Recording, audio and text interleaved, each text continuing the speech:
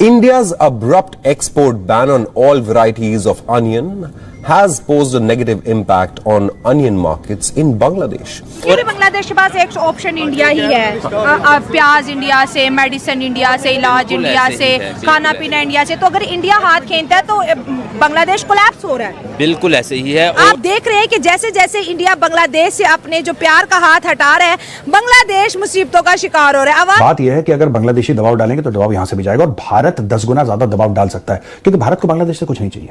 बांग्लादेश के पास ऐसा कुछ भी नहीं है। आपको पता है, मैंने ये भी अखबारों में पढ़ा है कि रेमंड्स ने अपनी फैक्ट्रियां बोली कि हम बंद कर रहे हैं बांग्लादेश में। इंडिया बांग्लादेश की तरक्की के 95% जो हाथ है वो इंडिया का हाथ है। वहां पर जितने भी कंपनीज आप देखेंगे, एक्सपोर्ट सामान देखेंगे, आज इंडिया ने एक्सपोर्ट अपनी चीजें वहां पर बंद कर दी है। इलेक्ट्रिसिटी की जो सप्लाई थी वो भी इंडिया कर रहा था, अडानी कंपनी कर रही थी। अब तकरीबन 800 मिलियन डॉलर्स की बिजली के बिल के पैसे अभी बांग्लादेश ने इंडिया को देने हैं। तो अगर इंडिया वो इलेक्ट्रिसिटी भी बंद कर देता तो बांग्लादेश पूरा ठप पड़ जाएगा। तो अडानी का बांग्लादेश से बिजली के 80 करोड़ डॉलर पेंडिंग ड्यूज अदा करने की डिमांड।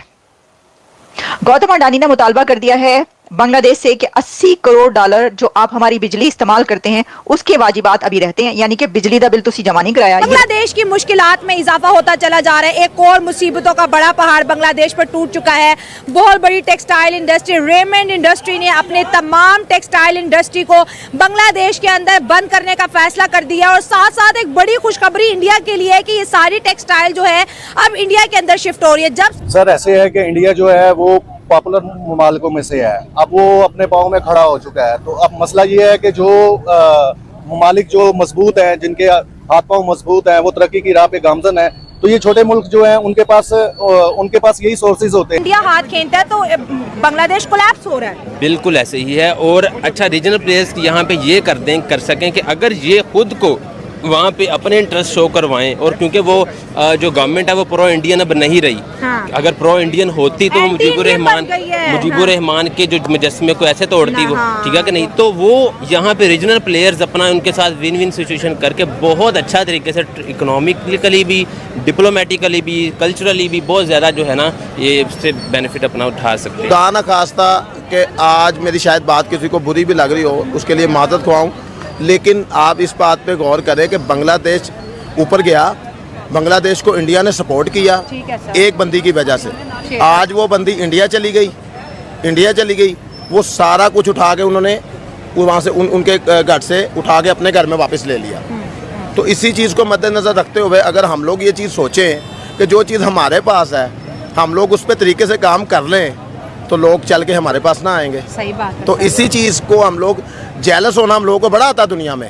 हम लोग जेलस बहुत ज़्यादा हो सकते हैं। हाँ। कि जी फलां ऐसे कर रहा है, फलां ऐसे कर रहा है, फलां ऐसे कर रहा है। अब वो उसी तरीके से आज हम 15 साल पुराना प्लेयर उठा के हम लोग कह रहे हैं जी बाबर आदम उसके जैसा हो गया, वो भी इंडियन है। ऐसे तो नहीं होता ना। हाँ, इसी तरीके से इंटरनेशनल लेवल पे खाली उनके पास विराट कोहली नहीं आया, इंटरनेशनल लेवल पे उनके पास बिजनेसमैन भी विराट कोहली आए हैं। हाँ, बिजनेसमैन भी बड़े आए हैं। क्या समझते हैं इंडिया की पावर इतनी क्यों बढ़ रही है? गेम्स की जैसे आपने टच दे दिया, कारोबारी टच दे दिया, हर एतबार से आगे 1947 में एक ही राज से सफर शुरू होता है इंडिया और पाकिस्तान का। हम में से उठ गए हैं, बंगाली हैं जो हम में से हैं। हाँ, पाकिस्तानी चावल खा के वो पागल हुए हैं।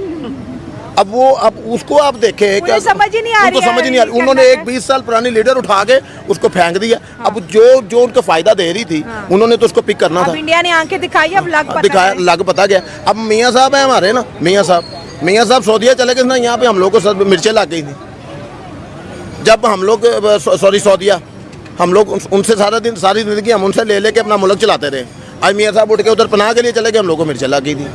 ये बांग्लादेश की तरफ से 1-2 धमकियां लगाई गई थी भारत को, जैसे कि मैंने अभी कहा उसकी तरफ अभी हम आते हैं। इससे पहले और भी बहुत कुछ, ये जी शेख हसीना को दे दें और आराम से बैठें, वो खामोश रहें, और इस तरह की काफ़ी बातें उस तरफ से चलती नहीं।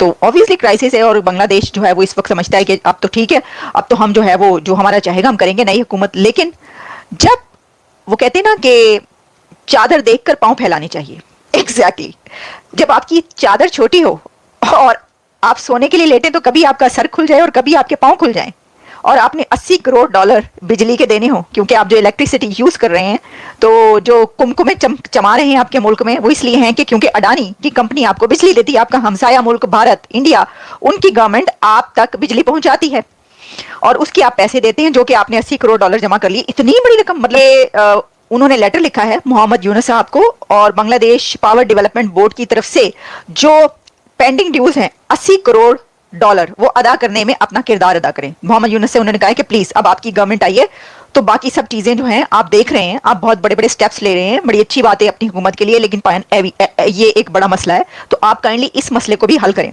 खत में चेयरमैन अडानी ग्रुप गौतम अडानी का कहना था कि हम बांग्लादेश के साथ बिजली को प्रोवाइड करने के जितने भी एग्रीमेंट्स हैं हम उनको पूरा कर रहे हैं, इसलिए जो कर्ज दहिंदगान हैं हमें उनसे भी हम अदायगी का मुतालबा कर रहे हैं कि जिनके ऊपर भी कर्ज चढ़ गया, हम सबसे कह रहे हैं कि भाई ये कर दें पे, हमने अपनी कंपनी चलानी है, हमने हट्टी बंद तो नहीं करनी, दुकान बंद तो नहीं करनी है। कि बिजनेस को इंडिया अट्रैक्ट कर रहा है, जिसमें अब बांग्लादेश भी शामिल हो गया। अच्छा, थ्रेट करने, मेरी बात याद रखें, एक बंदा या एक मुल्क आपको तब तक थ्रेट कर सकता है जब तक आपके अंदर पावर कम है या आपके अंदर पावर जो है ना वो कमी नज़र आ रही है, वो तब थ्रेट करेगा। अच्छा, अगर आपके पास पावर बहुत ज़्यादा है, स्ट्रॉन्ग है, वो एक हद तक थ्रेट करेगा, छोड़ के यार नहीं। एक बंदा मिसाल के तौर पे, एक बंदा पावरफुल और सामने बैठा है और थोड़ा सा वीक है या उसके बराबर से है, वो अगर थोड़ा सा इसको चेक करेगा, चेक करने के बाद समझ आएगी तो फिर वो उसके साथ उसका टाकरा होगा, अदरवाइज कहेगा नहीं छाड़ दो। अब बात ये है कि अगर इंडिया उनको लेके चल रहा है ना, बांग्लादेश में अपना इन्फ्लुएंस क्रिएट अभी भी कर रहा है, तो अगर बांग्लादेश इंटरनली स्ट्रांग हो जाता है तो इंडिया कैसे उसको करेगा, नंबर एक। और दूसरी बात, अच्छा दूसरी मैं आपको थोड़ा सा इसको रीजनल लेवल पे बता दूं कि अगर, और दूसरी बात, अगर जो इसके जो हमारे रीजनल प्लेयर्स हैं लाइक चाइना, पाकिस्तान, इवन या सेंट्रल एशियंस हैं या नीचे जो आ जाता है साउथ ईस्ट एशियन है, हमारे आसियान्स वगैरह, सिंगापुर वगैरह, ये जो ख़ास तौर पे चाइना और पाकिस्तान, ये जो रीजनल प्लेयर्स हैं, अगर ये यहाँ पे इंटरेस्ट अपना शो करवाएं तो इंडिया भी एक्सप्लॉइट नहीं कर पाएगा, नंबर एक। और दूसरी बात, बांग्लादेश के हमारे से दोबारा ताल्लुकात जो हैं वो बहुत